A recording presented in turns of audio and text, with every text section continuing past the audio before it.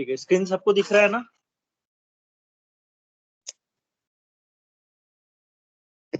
Screen सबको दिख रहा है? Yes sir. ठीक, तो हमने देखा था eta is equal to root over j omega mu divide by sigma plus j omega epsilon. ठीक है, अब आप क्या कर रहे हो, जैसे कैलकुलेटर में आप निकालोगे ओमेगा म्यू सिग्मा और एप्सिलॉन की वैल्यू डालोगे तो एक कॉम्प्लेक्स क्वांटिटी आएगी। और कॉम्प्लेक्स क्वांटिटी का क्या होगा, एक तो मैग्नीट्यूड होगा और एक तो एंगल होगा। अगर अगर आप पोलर कोऑर्डिनेट सिस्टम में निकालोगे तो एक तो मैग्नीट्यूड होगा और एक तो एंगल होगा। ठीक है, तो अगर हम अभी तक जो देखे थे डायलेक्ट्रिक के केस में, डायलेक्ट्रिक में भी सिग्मा जीरो था और as well as the free space में भी जो सिग्मा जीरो होता है, तो डायलेक्ट्रिक एंड फ्री स्पेस। तो इस केस में क्या हो रहा था, सिग्मा जीरो होने के केस में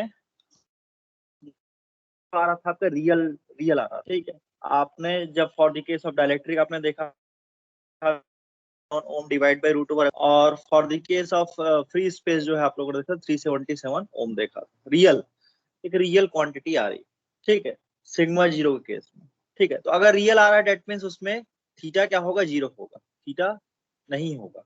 ठीक है, थीटा क्या होगा for the case of real, तो रियल अगर हम लोग देखें तो रियल है और इमेजिनरी टर्म जीरो है। मतलब कहने का मतलब रियल टर्म मान लीजिए ईटा है, ईटा प्लस जे इंटू जीरो, ये आपका आ रहा था ईटा। ठीक है, समथिंग।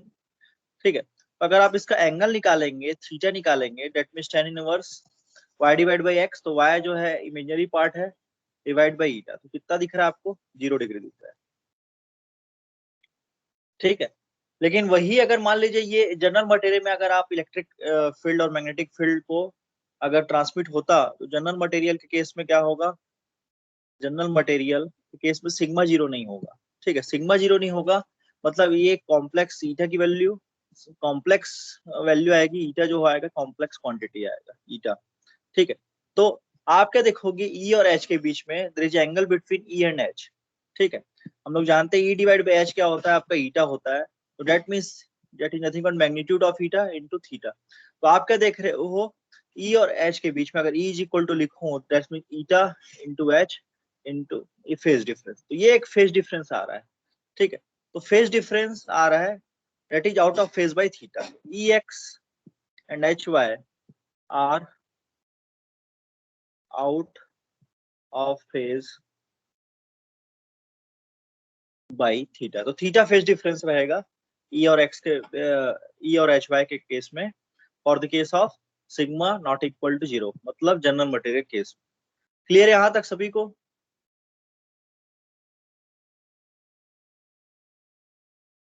Yes sir. ठीक है, तो मैं ये बोल सकता हूँ E is equal to E naught e raised to the power minus alpha z e raised to the power j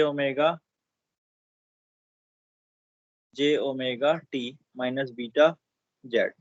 ठीक है, अगर आप h निकालोगे that means E divide by eta, हम लोग देख चुके हैं E divide by h eta होता है, तो h हो गया E डिवाइड बाई ईटा, तो यहाँ से आ गया E not is to the power minus alpha z, eta का मैं मैग्नीट्यूड से डिवाइड कर रहा हूँ, और जो एंगल है, एंगल को जो मैं ये वाला जो जे वाला टर्म, फेज डिफरेंस वाला जो टर्म वहां पे लेके गया, j omega t minus beta z minus theta degree. तो ये हो गया आपका E and H for the case of general material.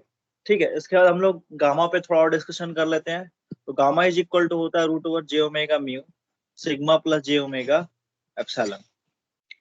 ठीक है, तो अगर इसका अपना वो रियल टर्म होगा, आप कैलकुलेटर से करेंगे तो रियल टर्म आएगा और इसका इमेजिनरी टर्म आएगा अल्फा प्लस जे बीटा। तो अल्फा एटेन्यूएशन टर्म था, बीटा फेज डिफरेंस की वजह से आ रहा था, फेज चेंज की वजह से। तो अगर मैं बोथ साइड स्क्वायर करूं तो ये आ गया alpha square minus beta square plus, और रियल टर्म और इमेजिनरी टर्म को एक साथ लेके चलूं, रियल टर्म और इमेजिनरी टर्म को एक साथ लेके चलूं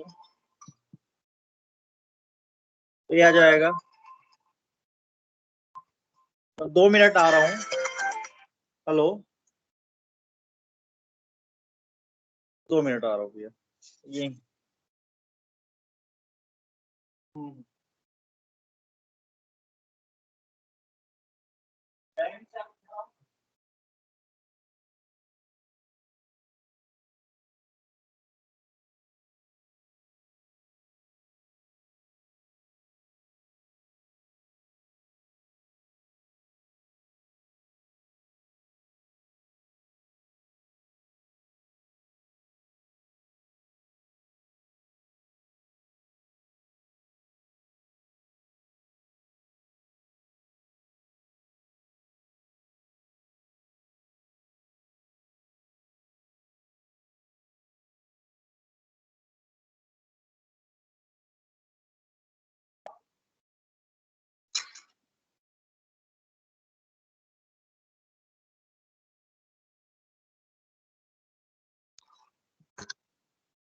ये हो गया आपका,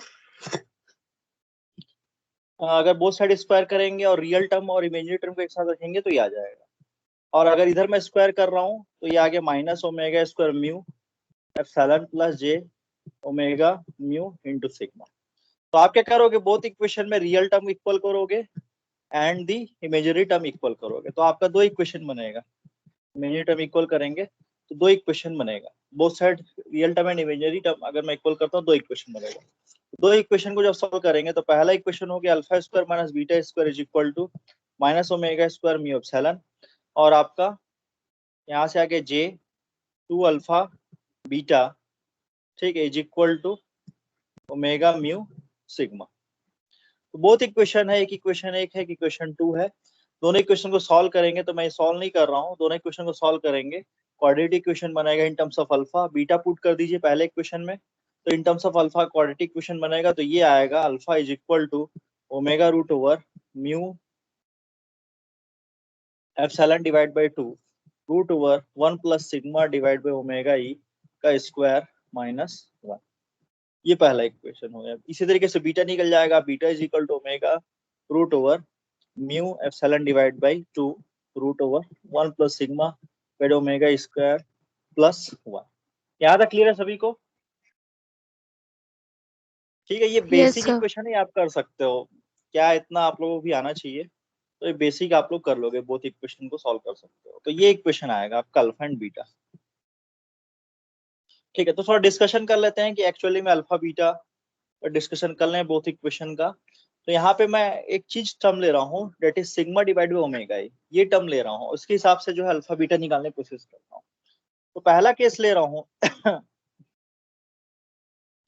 कि sigma divide by omega is very very greater than 1। Sigma divide by omega is very very greater than 1। ऐसे केस में क्या होगा, अच्छा ये क्या केस है, sigma divide omega is very greater than 1, या फिर sigma is very very greater than omega epsilon. इसका मतलब ये है कि सिग्मा बहुत ज्यादा है, डेट मीन्स ये जो केस है गुड कंडक्टर का है। तो ईएम वेव्स जो पहला केस है, EM waves propagation, EM wave propagation propagation in good conductor. तो गुड कंडक्टर में हम लोग जो देख रहे हैं क्या होता है,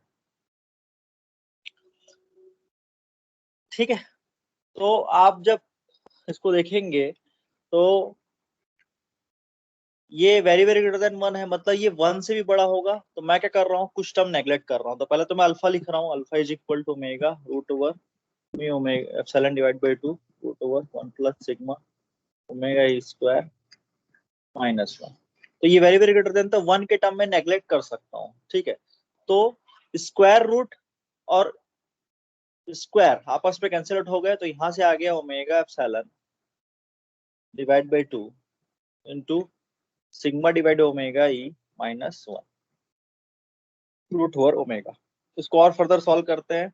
माइनस वन को नेग्लेक्ट कर सकता हूँ क्योंकि sigma divide omega very very greater than 1 है। तो ये आ गया omega root over mu epsilon divide by 2 into sigma divide by omega epsilon. तो एप्सिलॉन एप्सिलॉन कैंसिल हो गया और ओमेगा और रूट ओवर ओमेगा, तो रूट ओवर ओमेगा को मैं ओमेगा से काट दिया तो रूट ओवर ओमेगा आ गया। डेट मीन्स ये आ गया आपका सिग्मा म्यू या फिर omega mu sigma root over omega mu sigma divide by 2। तो ये हो गया आपकी अल्फा की वैल्यू, ठीक है। इसी तरीके से आप बीटा निकालोगे तो बीटा भी सेम आएगा, क्योंकि वहां पे -1 की जगह +1 बस है। डिफरेंस जो है अल्फा और बीटा में, यहाँ पे -1 है, यहाँ पे -1 है, यहाँ पे +1 है। तो अगर आप 1 को ही नेग्लेक्ट करना है तो सेम आएगा, बीटा की वैल्यू भी क्या आएगी, सेम आएगी। तो alpha is equal to beta is equal to root over omega mu sigma divide by 2। तो ये क्लियर हुआ कि नहीं सभी को? Yes, sir.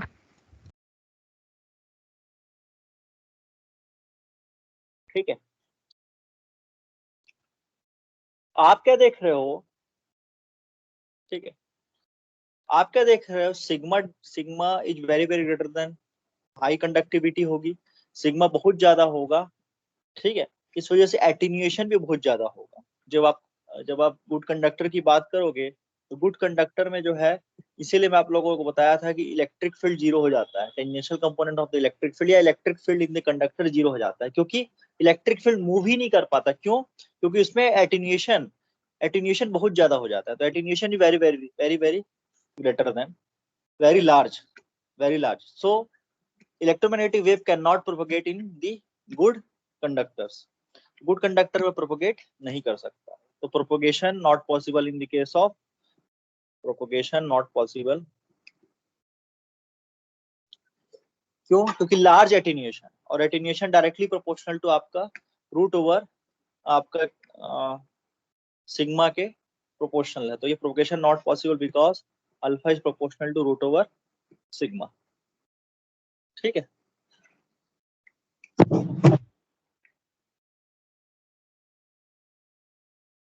इसीलिए क्या है, अब देखो ईएम वेव एग्जिस्ट नहीं कर सकता, ईएम वेव एग्जिस्ट नहीं कर सकता, EM wave not exist in the case of conductor. तो इसीलिए जो बोला जाता है ईएम वेव एग्जिस्ट नहीं कर रहा है, तो वोल्टेज करंट वेव एग्जिस्ट करता है। तो जब भी आपने नेटवर्क एनालिसिस किया होगा तो वोल्टेज और करंट निकाला होगा, तो क्या होता है, वीआई वेव से एग्जिस्ट करता है, VI wave exist but EM wave not exist in the case of conductor. तो ये एक चीज हो गया। क्लियर है यहाँ तक सभी को? Yes, sir. जो एनर्जी फॉर्मेट है इन the case of conductor, it will be VI waves not EM waves. ठीक है,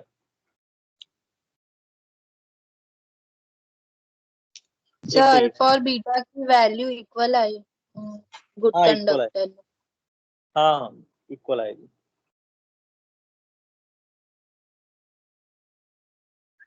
ठीक है, तो सिग्मा पे डिपेंड करता है कि आपका कंडक्टर गुड कंडक्टर है या फिर बैड कंडक्टर है। ठीक, तो इसको हम लोग और सोचते हैं कि आखिर सिग्मा हो गया, फ्रीक्वेंसी हो गया, आप क्या देख रहे हो, sigma divide by omega is very very greater than 1 for the case of good conductor. ये अगर फॉलो कर रहा है दैट मींस वो गुड कंडक्टर। तो इसमें दो फैक्टर हमारे काम का है। एप्सिलॉन तो एक कांस्टेंट टर्म है, परमिटिविटी बता रहा है कितना अमाउंट ऑफ वो इलेक्ट्रिक फील्ड परमिट कर सकता है, दैट इज परमिटिविटी। ठीक है, तो ये सिग्मा और ओमेगा दो टर्म है। तो sigma of the material and the omega किस फ्रीक्वेंसी आपका जो है ईएम वेव ट्रांसमिट हो रहा है। तो दो टर्म, तो यही टर्म आपका जैसे कि आपको यदि कोई पूछा जाए कि ह्यूमन बॉडी गुड कंडक्टर है कि बैड कंडक्टर, तो ये आप डायरेक्टली नहीं बता सकते कि ह्यूमन बॉडी गुड कंडक्टर है या फिर वेरी गुड कंडक्टर है या फिर बैड कंडक्टर है।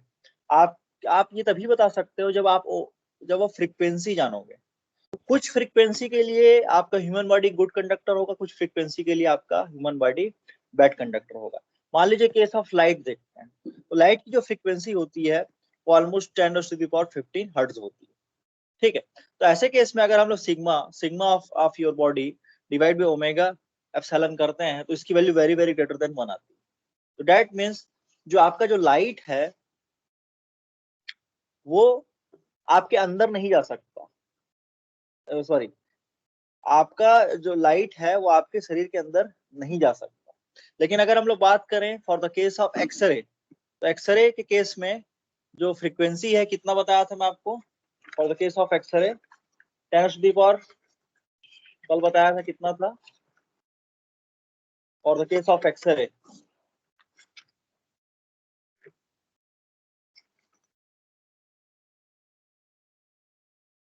एक्सरे कितना 10⁻18 तक होगा मेरे ख्याल से, एक्सरे 10⁻18 के आसपास होगा। तो 10⁻18 हर्ट्ज के लिए जो आपका, क्योंकि हाई फ्रीक्वेंसी है, तो इस केस में वो जो आपका बॉडी है वो गुड कंडक्टर की तरह बिहेव नहीं करेगा। क्यों? जब आप sigma divide by omega epsilon निकालोगे तो ये लेस देन 1 आ जाएगा, क्योंकि फ्रीक्वेंसी क्या कर दी आपने, हाई कर दी।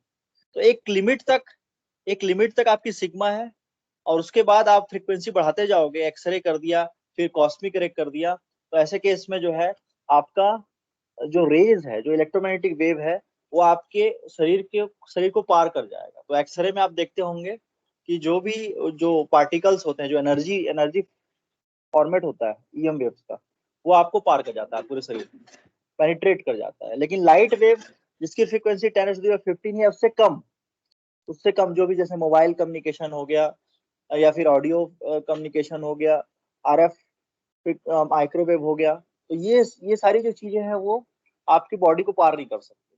लेकिन एक्सरे जो है जिसकी फ्रीक्वेंसी बहुत ज्यादा है वो पार कर जाएगा। तो ये डिपेंड करता है लॉस टेंजेंट। तो इसको हम लोग बोलते हैं सिग्मा डिवाइड बाय ओमेगा ई को बोलते हैं लॉस टेंजेंट। क्लियर है यहां तक?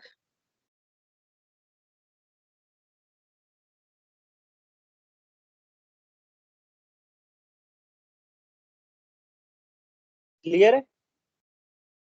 Yes, sir. ठीक है। तो पॉइंट ये है कि पर्टिकुलर फ्रीक्वेंसी 10⁻15 से कम है तो उसके केस में आपका sigma divide omega E for the case of your human body is greater than 1, very greater than 1। लेकिन जैसे ये फ्रीक्वेंसी 10⁻18 से ऊपर होती है, ठीक है, तो ऐसे केस में सिग्मा डिवाइड ओमेगा ई क्या हो जाता है, लेस देन 1 हो जाता है। तो जब ये केस है तब गुड कंडक्टर है अप टू 10⁻15 हर्ट्ज, और जब ये वाला केस है ग्रेटर देन 10⁻18 तो इसके केस में बैड कंडक्टर, या फिर बैड कंडक्टर लिखिए, या not a good conductor, bad conductor. Conduction possible नहीं है, कंडक्शन पॉसिबल नहीं है, मतलब ईएम वेव्स नहीं जा सकता। ठीक है, EM wave can not penetrate, और यहाँ पे कैन पेनिट्रेट। ये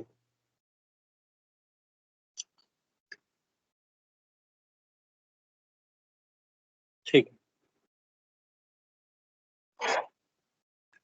अब इसको आगे देखते हैं। तो sigma divide by omega is called as a loss tangent या फिर डिसिपेशन फैक्टर, डिसिपेशन फैक्टर। तो हम लोगों ने देखा था जेसी जो होता है that is conduction current, conduction current की जो वैल्यू आई थी सिग्मा इंटू ई।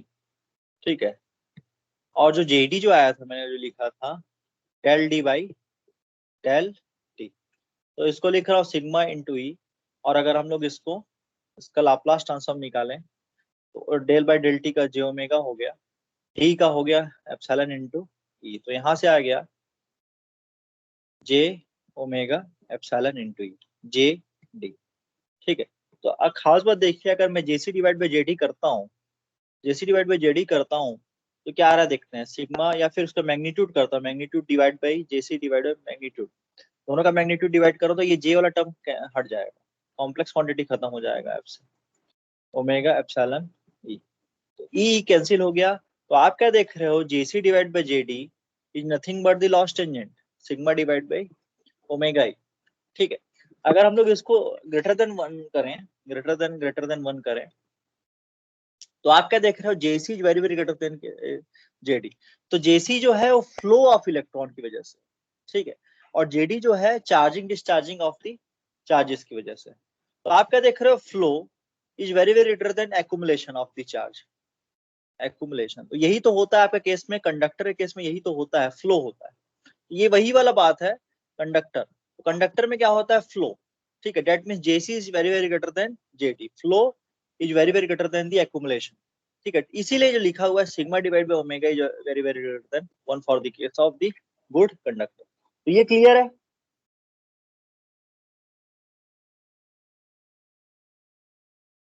Yes, sir. Yes. ठीक है, अब देखो सेकंड केस देखते हैं कि जिसमें जेसी जेसी कम हो जेडी के, ये भी केस हो सकता है। तो इस केस में क्या होगा, फ्लो नहीं होगा, फ्लो नहीं होगा, जेडी मतलब that is accumulation, accumulation of charge, कभी पॉजिटिव चार्ज कभी नेगेटिव चार्ज एक्युमुलेट हो रहा था इन द प्लेट, और ये हो गया फ्लो। ठीक है, तो accumulation that is it is because of the flux, तो फ्लक्स की वजह से एक्युमुलेशन है। ठीक है, या फिर एक्युमुलेशन की वजह से फ्लक्स है, इलेक्ट्रिक फ्लक्स है इनसाइड द कैपेसिटर, मैंने आपको बताया था। जो इलेक्ट्रिक फील्ड का जो फॉर्मेट था या इलेक्ट्रिक फ्लक्स का जो फॉर्मेट था कुछ ऐसा था अंदर इनसाइड दी कैपेसिटर। कभी ज्यादा था, पॉजिटिव चार्ज, पॉजिटिव वेव्स ज्यादा अप्लाई करोगे तो ज्यादा होगा, नेगेटिव वेव्स एम्पलीट्यूड पे डिपेंड करेगा। तो इस तरीके से change of the electric flux है, तो एक्युमुलेशन की वजह से फ्लक्स है और ये फ्लो हो गया। तो अगर फ्लक्स ज्यादा है फ्लो कम है तो सीधी सी बात है ये केस है डाइलेक्ट्रिक का। तो गुड डाइलेक्ट्रिक में क्या होना चाहिए, जेडी बहुत ज्यादा होना चाहिए। गुड डाइलेक्ट्रिक, गुड डाइलेक्ट्रिक, ठीक है। तो यहां से मैं लिख सकता हूं JC divide by JD should be very very less than 1, या फिर इसको बोल सकते हैं sigma divide by omega epsilon should be very very less than 1 for the case of good conductor. तो ये हो गया। अब हम लोग देख लेते हैं गुड, अभी गुड कंडक्टर में देख लेते हैं और क्या चीजें बची हुई। गुड कंडक्टर तो हमने देखा alpha is equal to beta is equal to root over omega mu sigma divide by 2, ठीक है। तो हम लोग जानते हैं जो आपका फेज वेलोसिटी होता है, तो phase velocity is equal to omega divide by VP, sorry omega divide by beta. तो ओमेगा डिवाइड बाई बीटा जो आया है आपका omega mu sigma divide by 2, divide आप कीजिए तो वीपी की वैल्यू क्या आ गया रूट और ओमेगा, एंड ओमेगा डिवाइड होकर रूट और ओमेगा। तो यहाँ से आ गया 2 omega divide by sigma into mu. तो ये हो गया phase velocity for the case of good conductor. यहाँ तक क्लियर है सभी को? Yes, sir. Yes sir. ठीक है। अब ईटा का देख लेते हैं, ईटा में क्या, ईटा क्या होता है for the case of good conductor. तो ये हो गया sigma divide by J omega epsilon.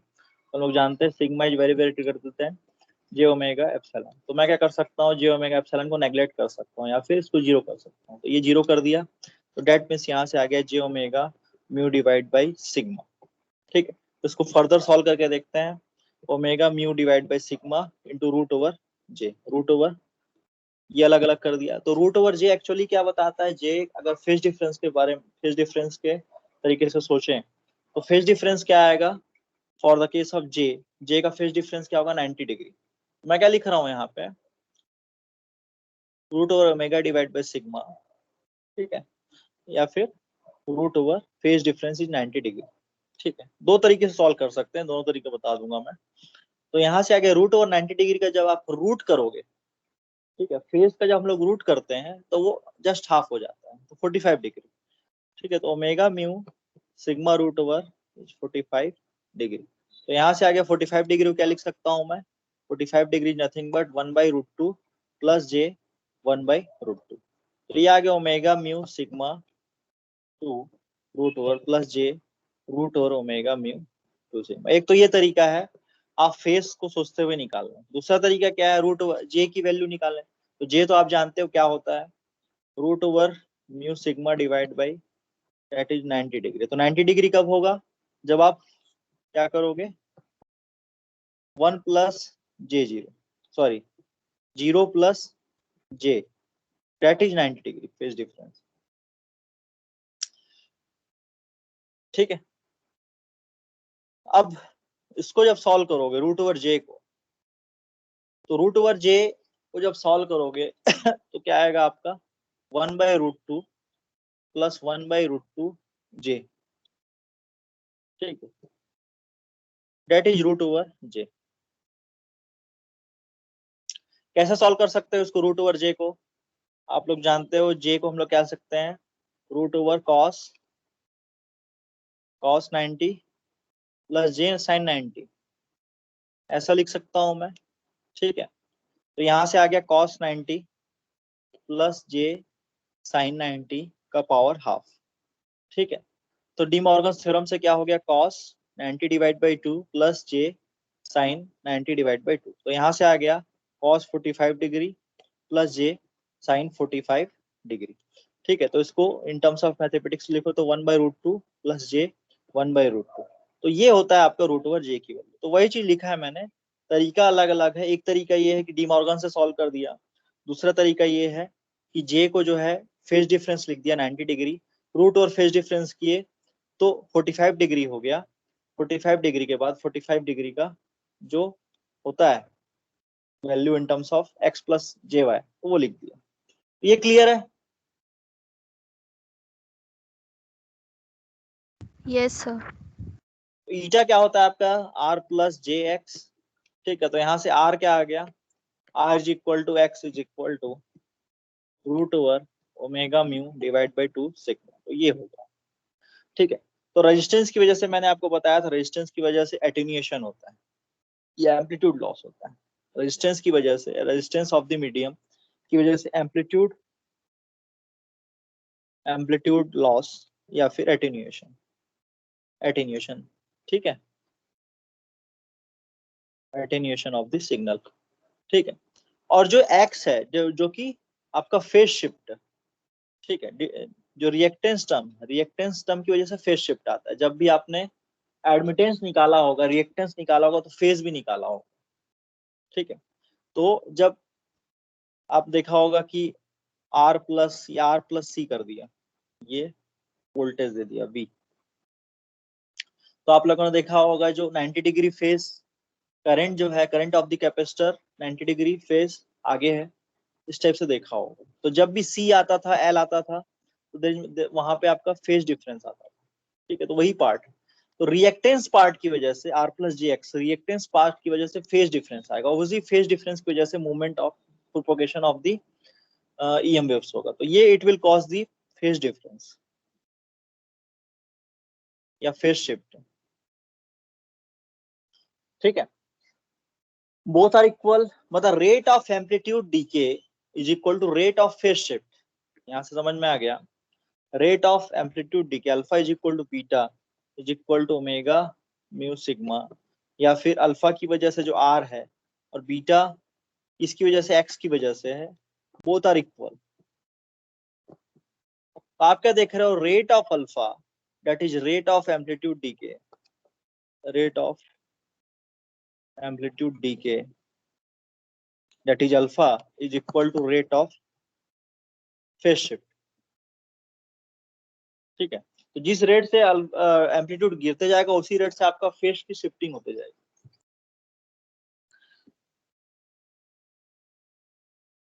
तो यहाँ पे क्लियर, यहाँ तक क्लियर है सभी को? तो ईटा हमने देखा था root over omega mu sigma divide by 45 degree. ठीक, तो ये आ गया ई इज इक्वल टू, मान लीजिए मैं लिखता हूँ E not E to the power minus alpha z E to the power j omega t, ये हो गया distance as well as the time. तो यहाँ से एच आ गया, that is E divide by eta is equal to E not divide by eta की value root over omega mu divide by 2। ठीक है, ईटा सिग्मा आया था, sorry sigma 45 degree E to the power minus alpha z E to the power j omega t. तो आप क्या देखोगे, phase difference बस हो रहा है।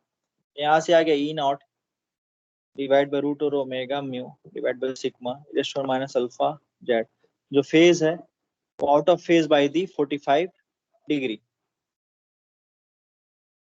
ठीक है, out of phase by the 45 degree. So in the case of good conductor, Ex and Hy are out of phase by 45 degree. ठीक है, क्लियर है? गुड कंडक्टर में आप जब ई और एच को देखोगे तो 45 डिग्री का फेज डिफरेंस के साथ जाएगा। ठीक है, और फ्री स्पेस में हम लोग क्या देख रहे थे, ई और एच क्या था, 90 डिग्री में था, ये ऐसा 90 डिग्री में था। ठीक है, सबसे पहले आपको जब मैंने समझाया था। लेकिन for the case of good conductor, अगर ये ऐसा है तो ये अगर कुछ इस तरीके से होगा, और ये जो डिफरेंस होगा that is 45 degree in the case of good conductor. Clear है यहाँ तक सभी को? Yes, sir. Yes, sir. ठीक है, तो स्किन डेप्थ देख लेते हैं। नेक्स्ट जो है स्किन डेप्थ और depth of penetration.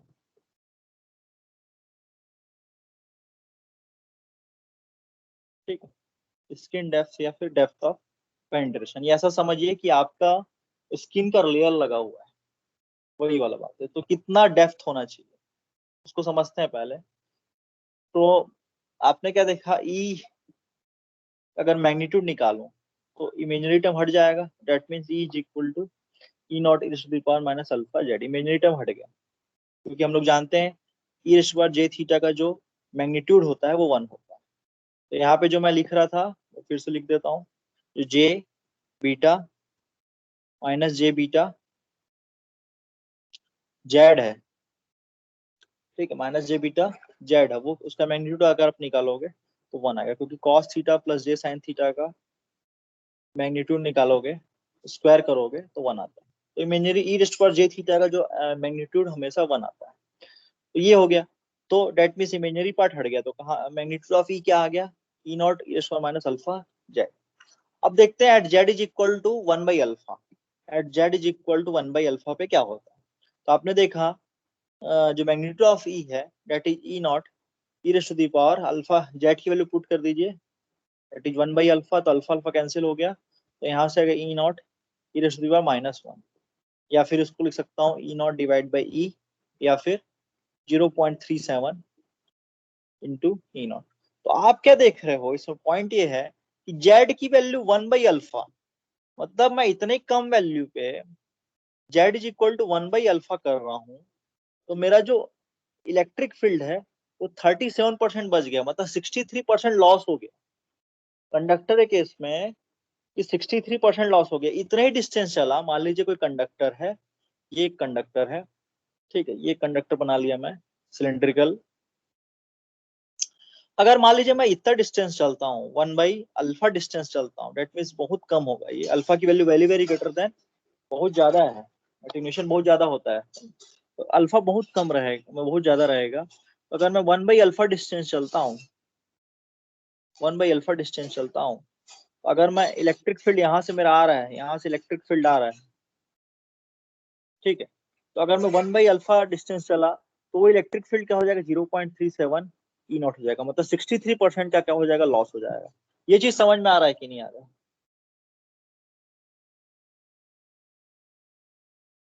Yes, sir. ठीक है, तो वेव्स है, ईएम वेव्स है, ई अगर ई नहीं है तो एच भी नहीं है, क्योंकि ई से एच बनता है, एच से ई बनता है, ठीक है। तो negligibly small after a finite distance, बहुत कुछ ही डिस्टेंस के बाद ये बहुत कम हो जाएगा, ठीक है। तो ये हम लोग क्या बोलते हैं, distance in the distance where the magnitude reaches 1 by e of the initial value. The distance at which the amplitude reaches 1 by e of the initial value is called the skin depth. तो ये जो distance है that is z, जिसमें इस z की value 1 by alpha थी, इसमें जो e की वैल्यू क्या हो गई, 0 पॉइंट या फिर e नॉट बाई ई हो गई, या e बाई ई हो गई। तो ये वाला जो केस है, ऐसा जो डिस्टेंस जिसमें e की वैल्यू ऐसा हो जाए, ठीक है, सर 37% ही बचे, तो उस केस को बोलते हैं, ऐसे डिस्टेंस को बोलते हैं स्किन डेप्थ। तो ये जो डेप्थ है, ये आपका जो डेप्थ है that is known as skin depth, ठीक है, ये स्किन डेप्थ है।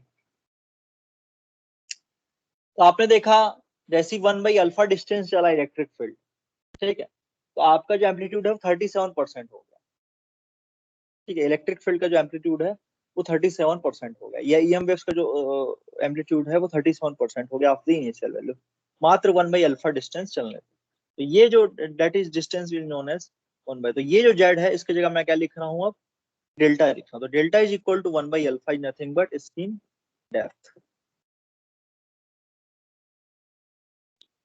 ये हो गया आपका पहला formula.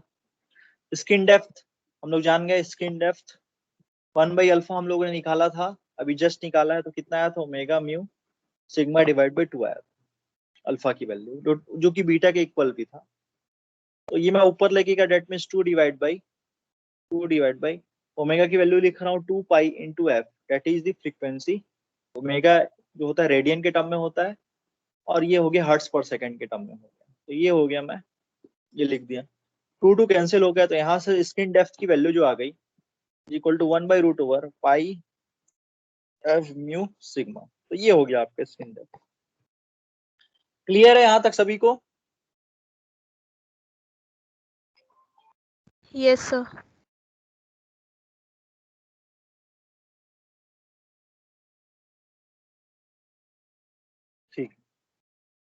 In terms of skin resistance भी देख लेते हैं, जो कि हम लोग आर निकाले थे, that is nothing but root over 2 sigma divide by omega mu, ये निकाले थे और ये भी एक्स के इक्वल था, R is equal to x is equal to root over ये आया। ठीक है, तो इस टर्म में भी निकाल लेते हैं। तो स्किन डेप्थ आया 2 divide by omega mu sigma. ठीक है, बोथ साइड सिग्मा मल्टीप्लाई कर रहा हूँ। ठीक है, तो ये आ गया root over 2 sigma divide by omega mu sigma square.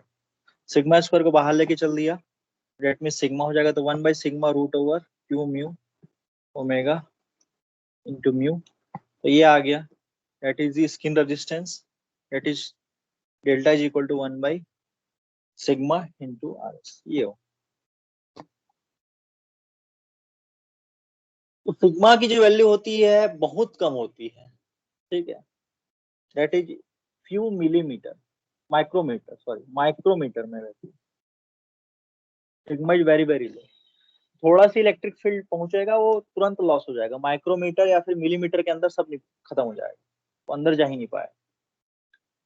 ठीक, नेक्स्ट हम लोग देखते हैं फेज वेलोसिटी को थोड़ा डिस्कशन कर लेते हैं। फेज वेलोसिटी आया था for the case of free space 3 × 10⁸ metre पर सेकेंड आया था,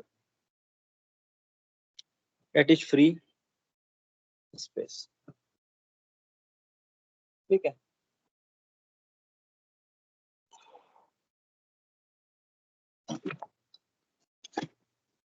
question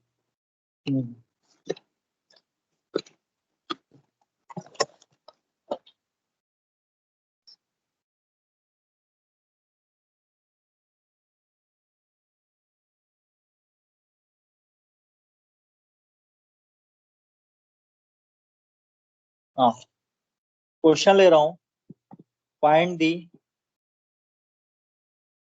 phase, find the phase velocity in case of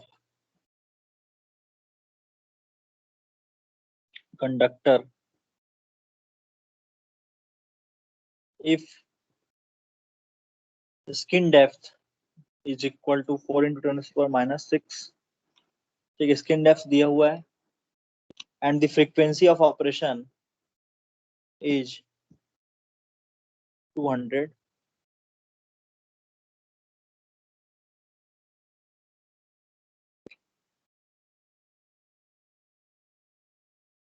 ठीक है, हर्ट्ज। तो आपको जो है Vp की वैल्यू निकालनी है, तो Vp एक्चुअली क्या होता है, omega divide by beta.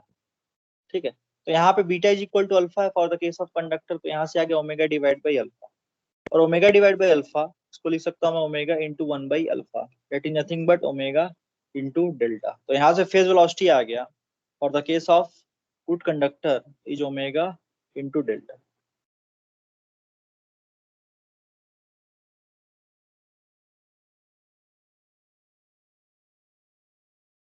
Clear है यहाँ तक सभी को? Yes, sir.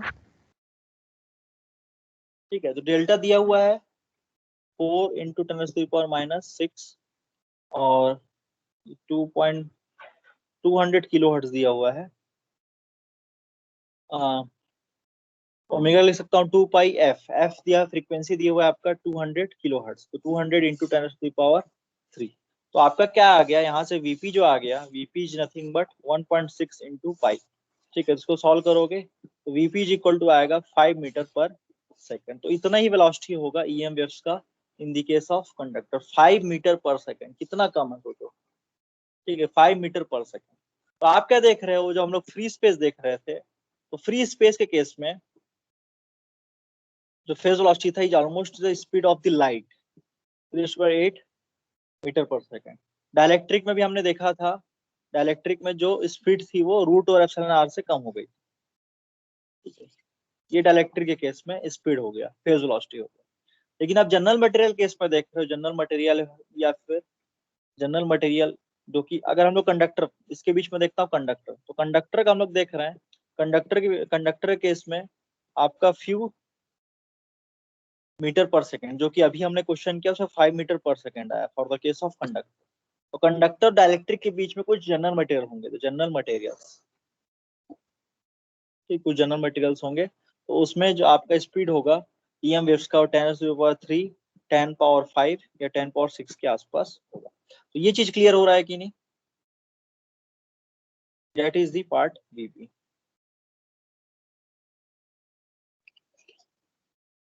क्लियर है? Yes, sir. ठीक है, आगे बढ़ते हैं। ईटा हो गया, that is j⍵μ divide by sigma plus j⍵ε। ठीक है, इसको थोड़ा अलग तरीके से लिख रहा हूँ, केवल फेज के टर्म में बात कर रहा हूँ, केवल फेज ही मुझे निकालना है, फेज, बाकी मेरे को मैग्नीट्यूड से मतलब नहीं, तो केवल मैं फेज लिखूंगा। फेज अगर देखें तो j⍵μ का फेज क्या होगा, ओमेगा म्यू, और j का जो फेज हो गया 90 डिग्री हो गया। That is the first part.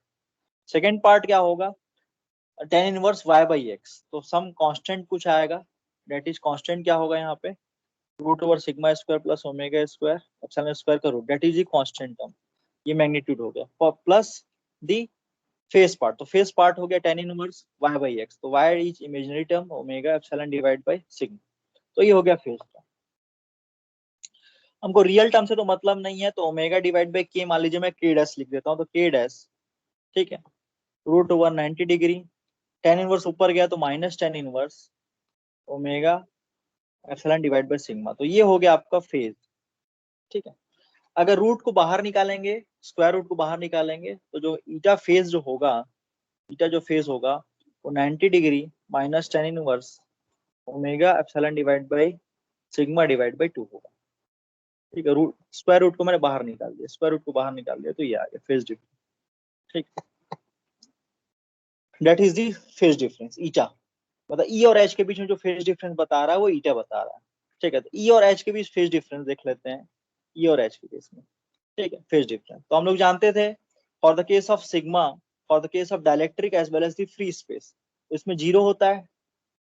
ठीक है, तो अगर हम लोग इसमें पुट करें, इस फॉर्मूले में पुट करें सिग्मा इज इक्वल टू 0, तो यहाँ से आ गया tan in 90 degree minus tan inverse something omega epsilon divide bye 0 divide by 2, तो ये तो हम लोग देखा था। तो 90 degree tan inverse something divide by 0 is nothing but infinite divide by 2, तो यहाँ से आपने क्या देखा, ई और एच का फेज डिफरेंस क्या दिख रहा है आपको, ई और एच का फेज डिफरेंस दिख रहा है, that is 90 minus 90 divide by 2, that means 0 degree. ठीक है, तो ई और एच का फेज डिफरेंस क्या होगा, for the case of free space and dielectric is 0 degree. लेकिन अगर हम लोग बात करें कंडक्टर में, तो कंडक्टर में हम लोग जस्ट निकाले थे 45 डिग्री आया था, याद होगा। ठीक है, या फिर इससे भी निकाल सकते हो,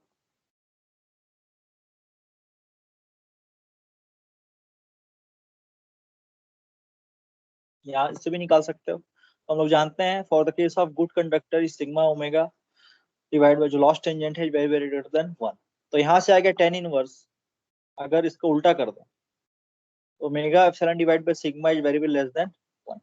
ठीक है, तो tan inverse divide by omega epsilon sigma very very less then tan inverse 1, तो tan इनवर्स 1 उसकी वैल्यू बहुत कम है, ऑलमोस्ट 0 है, तो मैं इसको क्या लिख सकता हूँ, 90 degree minus 0 degree divide by 2, तो यहाँ से आ गया जो ईटा की वैल्यू आ गई यहाँ से for the case of conductor, जो कि हम लोगों ने पहले भी निकाला था 45 डिग्री आ रहा है। क्लियर है, ये फॉर्मूला क्लियर है सभी को? Good, good free space dielectric और कंडक्टर केस में ईटा कैसे होगा, क्लियर है यहाँ तक? Yes, sir. ठीक है, Yes, sir. तो आपने देखा ई और H phase for the case of free space, यहाँ भी 0 डिग्री है, for the case of dielectric ये भी 0 डिग्री है, और हम लोग का जो कंडक्टर था 45 डिग्री है for the case of conductor, और कंडक्टर और डाइलेक्ट्रिक के बीच में जो है कुछ जनरल मटेरियल्स आएंगे, जनरल मटेरियल्स आएंगे, तो अगर आपको पूछेगा एंगल बताइए दोनों के बीच में, तो लगभग ये 22.5, हाँ 22.5 30 डिग्री के आसपास होगा। ठीक है, इन बिटवीन डाइलेक्ट्रिक और कंडक्टर के बीच में सम जनरल मटेरियल, तो इस केस में आप देख रहे हो जो फेज डिफरेंस है ई और एच के बीच में वो 20 से 30-35 डिग्री के आसपास होगा। यहाँ तक क्लियर है सभी को?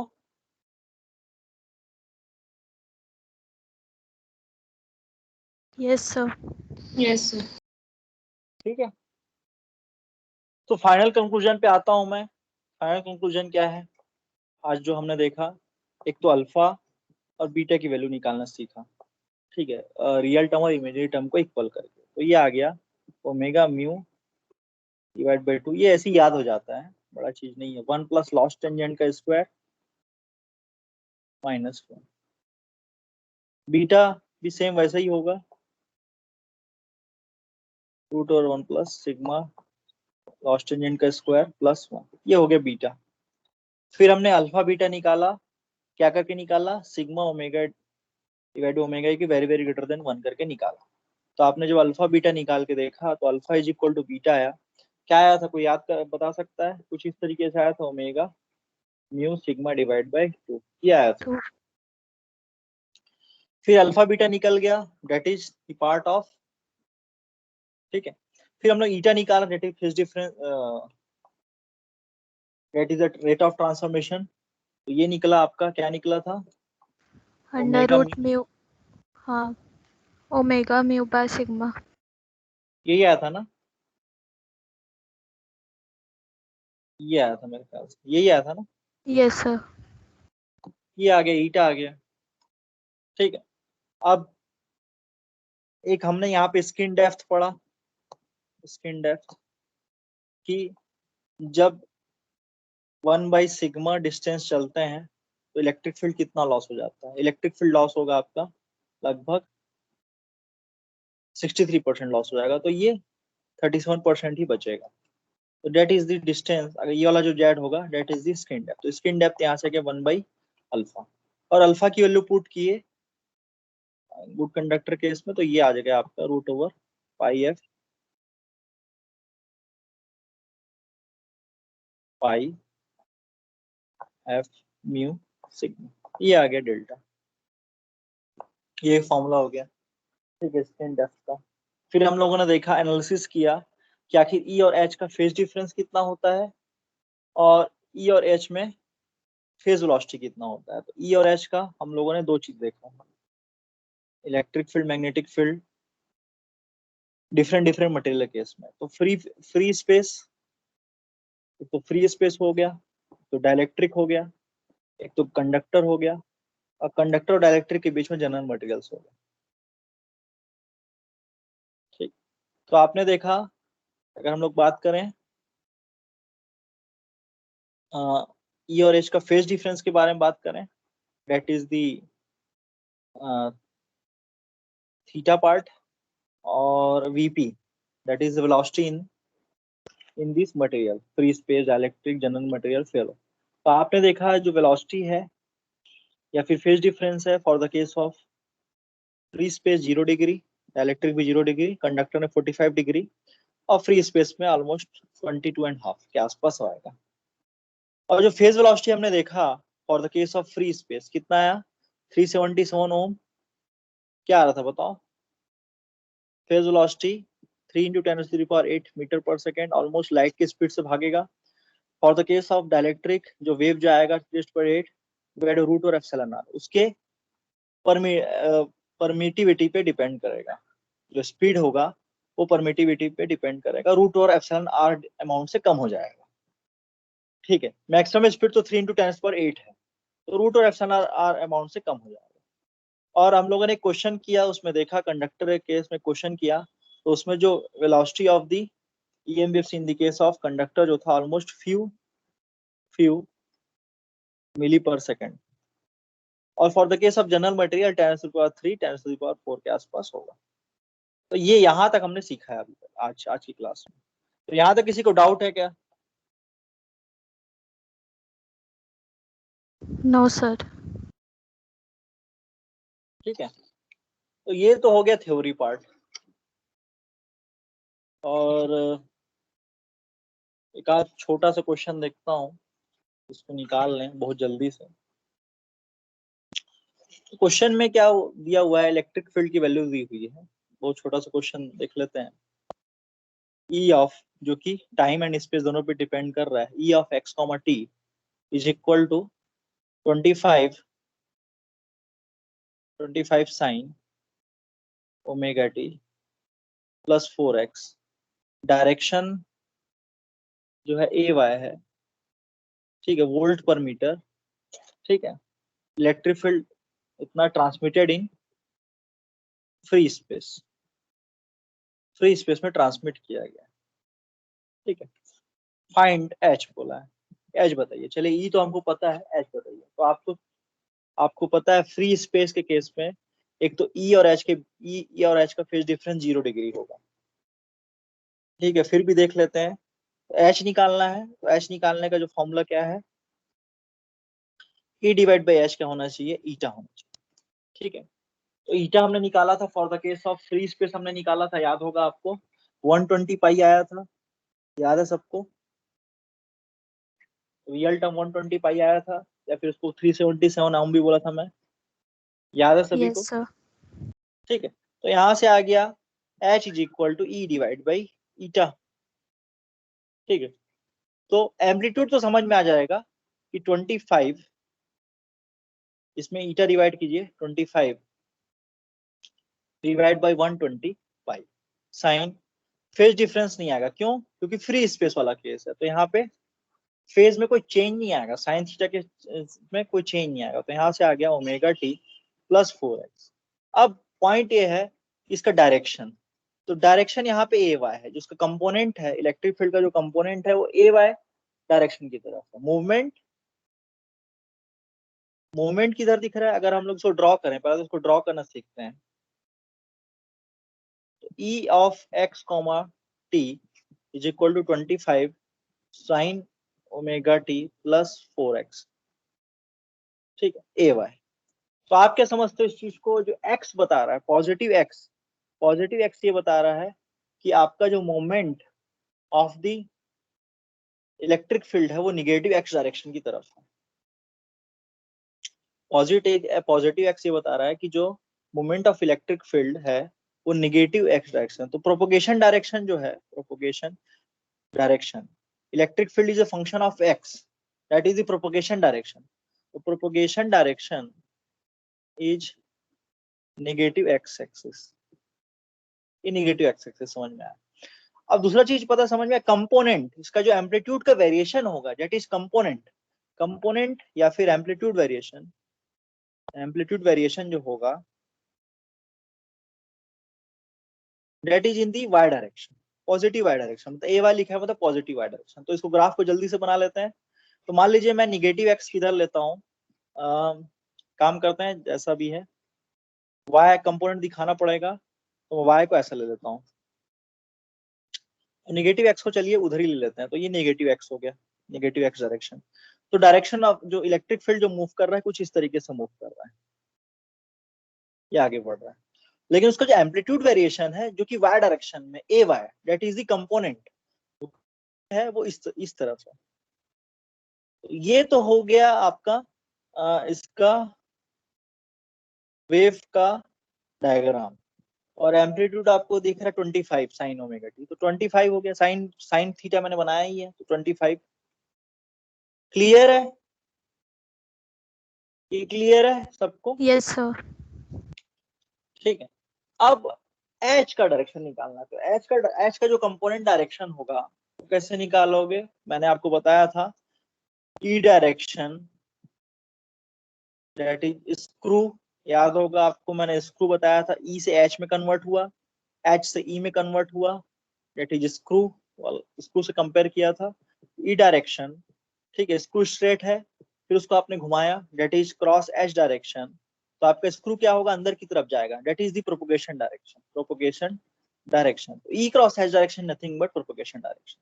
तो आप क्या देख रहे हो, ई का जो डायरेक्शन है वो ए वाई, कंपोनेंट क्या है उसका, ए वाई कंपोनेंट है, और एच का हमको नहीं पता, निकालना है। प्रोपोगेशन डायरेक्शन हमको पता है, that is minus A x, that is minus A x. तो कहने का मतलब ये है कि आप किस चीज से मल्टीप्लाई करें, किस चीज से मल्टीप्लाई करें कि माइनस ए एक्स आ जाए, ठीक है। तो दो ही तरीका है, एक तो ए जेड से मल्टीप्लाई करो, एक तो माइनस ए जेड से मल्टीप्लाई करोगे। ए जेड से मल्टीप्लाई करोगे तो हम लोग जानते हैं x cross y is nothing but x cross y is equal to z. तो वाई क्रॉस जेड क्या होगा, a y cross a z nothing but AX direction, तो ये तो गलत हो गया, पॉजिटिव AZ तो गलत हो गया। नेगेटिव AZ से मल्टीप्लाई कर देता AY cross minus AZ is equal to क्या आएगा, माइनस को बाहर ले लेते हैं तो AY क्रॉस AZ, माइनस बाहर ले लिया तो आपने देखा Y क्रॉस Z, तो Y से Z की तरफ जाओगे जब मोमेंट तो X मिलेगा, तो माइनस AX। तो कहने का मतलब जो है, जो direction of the component for the case of magnetic field होगा वो माइनस AZ होगा। तो यहाँ से हम लोग लिख सकते हैं कि 25 divide by eta that is nothing but 125 sign omega t plus 4x, और direction of component of the magnetic field क्या हो गया, माइनस AZ। तो ये हो गया सिंपल सा ये क्वेश्चन हो गया। तो H ऑफ x, 2 क्लियर है? कोई डाउट होगा तो पूछ लो, अटेंडेंस ले लेता हूँ। तो डाउट है? No sir. किसी को डाउट है? No sir. ठीक है, तो ये थ्योरेटिकली पार्ट थोड़ा सा लगता है, लेकिन जब देखोगे ना एक बार फिर से इस नोट्स को, तो आपको लगेगा कि बहुत इजी है, इलेक्ट्रोमैग्नेटिक फील्ड बहुत इजी है। बस ये है कि थोड़ा कंसेप्ट है, कंसेप्ट तो हर जगह होता है और कंसेप्ट रहता है तो अच्छा भी लगता है।